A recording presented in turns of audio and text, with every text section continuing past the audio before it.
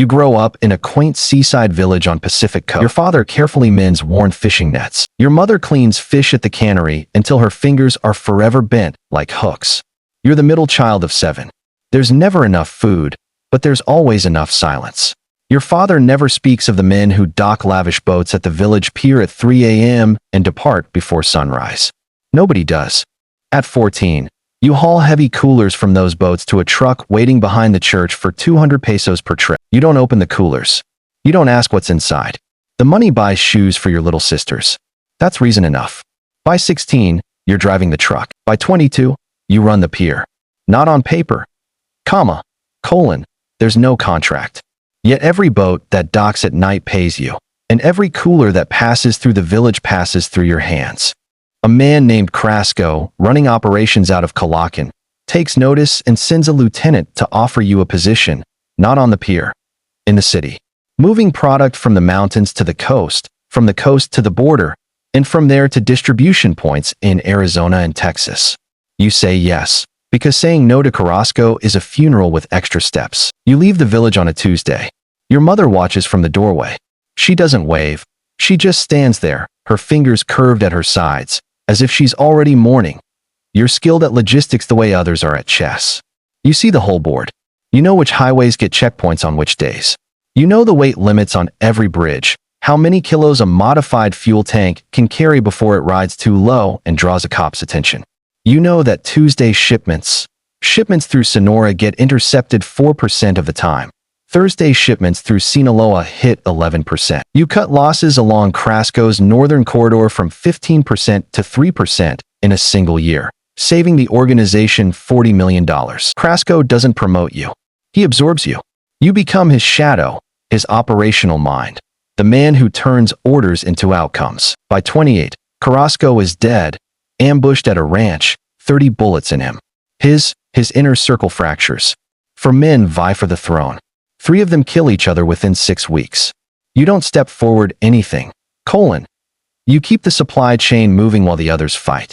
When the smoke clears, you're the only one left, the only one who knows every route, every contact, every bank account, every password.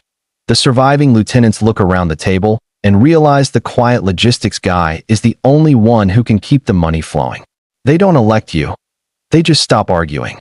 That's how you become the boss, not with a gun, with a spreadsheet. By 32, you're moving 200 tons a year across the border. Your network stretches across 14 Mexican states. You hold accounts in Panama and Switzerland, the Cayman Islands, Dubai. You employ 4,000 people directly and tens of thousands indirectly. Farmers, chemists, truckers, bankers, lawyers, politicians. You've never been photographed. You've never been arrested. You've never raised your voice in a meeting. The DEA has a file on you 3 and thick and not a single usable image. They have a name. They have a legend. They don't have a face. An agent once told a reporter that chasing you is like chasing smoke. Then you make the list. The FBI's most wanted, Interpol issues a red notice.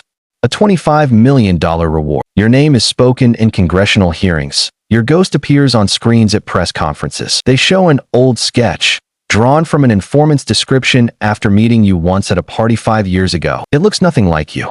You watch the press conference from a house in the mountains, studying the sketch as if it belonged to someone else. In a way, it is. That sketch is a character, a monster they built to justify budgets and task forces. You're just a man from a fishing village, eating dinner alone. The hunt changes everything.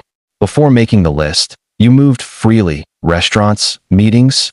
You once walked through an airport in Mexico City wearing a suit and nobody looked twice. Now you're a target worth $25 million, and everyone you've ever met is a potential payday. Trust collapses overnight. Your security chief sweeps your houses daily for bugs. All your communications go analog. No phones, no emails, only handwritten notes on paper that dissolves in water. You communicate with your lieutenants through 3 layers of couriers. An order takes 48 hours to reach the field. You accept the wait, because delay is survivable. Interception is not survivable. You move every 72 hours. Mountain safe houses connected by dirt roads that don't appear on any map. You sleep in a different bed each night. Some nights in the truck, some nights not at all. You eat only food prepared by a woman named Lupe, who has cooked for you for 9 years. She tastes everything first, not because you asked, but because she decided. You trust her more than any lieutenant. She's 60 and carries a revolver in her apron. She's the closest thing you have to family now. Your real family is gone. Not dead, just gone. Gone. You sent your mother and sisters to a town in Jalisco under new names 3 years ago. You haven't seen them since. You send money through a chain of 6 intermediaries. Your mother believes it comes from a government pension your father earned before he died. Your father died of a stroke 2 years ago. You learned 3 days later, after the message passed through 4 couriers. You couldn't attend the funeral. You sat in a concrete room in the Sierra, drinking a bottle of mezcal and talking to a wall. That was your goodbye. The Americans send drones. You learn to read the sky. A certain hum at a certain altitude signals surveillance. You move at night under the cover of trees. You avoid open ground. You become nocturnal. Your skin grows pale from never seeing the sun. Your eyes adjust to darkness so easily that bright rooms give you headaches. You're becoming something less than human, more than animal, a creature built for a single purpose: survival. They get close twice. The first time, a military unit raids a ranch you left just 4 hours earlier. They find warm food on the table, your coffee still in the cup. A soldier photographs it, and it makes international news. The world's most wanted man's breakfast. They analyze the coffee brand, the type of tortilla. They build a profile from your leftovers. You watch the coverage and stop eating anything with a brand name. You grind your own coffee. You make your own tortillas. You erase yourself, one habit at a time. The second time is worse. A helicopter drops soldiers 200 meters from a mountain cabin while you're inside. You hear the rotors. You have 90 seconds. You grab nothing. No bag, no money, no phone. You slip out the back into the ravine, wearing shorts and sandals. You run uphill through brush that scratches your arms and legs until you can't hear the. You run until the helicopter is out of earshot. You spend 2 nights in the mountains with no food, no water, no shelter. You drink from a stream. You sleep in a ditch, covered with leaves. On the 3rd day, a shepherd finds you and thinks you're a lost hiker. You pay him with a watch worth $40,000 to drive you to the next town. He probably thinks it's fake. You don't care. You're alive. Paranoia is total now. You suspect everyone. Your security team rotates every 3 months. New faces, new loyalties. To test them, you set traps, feed false information to specific people, and wait to see which version leaks. When it does, you don't confront the traitor. You just watch them vanish, the way everyone disappears in this business. Quietly, completely. You've ordered the deaths of 11 men you once trusted. You feel nothing when you give the order. You feel everything at 3 a.m. when the silence grows loud enough to hear your own thoughts. You try to negotiate through intermediaries. You reach out to a senator. You offer $100 million to the government in exchange for a deal. Reduce the charges. A comfortable prison. The senator takes the meeting, takes the money, and gives you nothing. 3 months later, the same senator holds a press conference announcing a new anti-cartel initiative funded by seized assets. Your assets. You laugh when you see it on television, then stop laughing because the joke is your life. You stop eating at tables. You eat standing near exits. You stop sleeping in beds, opting for chairs facing the door. You carry 3 passports from 3 countries. None of them bears your real name. You've had minor surgery twice to alter your appearance, a nose job in a backroom clinic in Guatemala, cheekbone implants from a Venezuelan doctor who operates out of a fishing boat. The face in the 948 mirror doesn't match the face in your memory.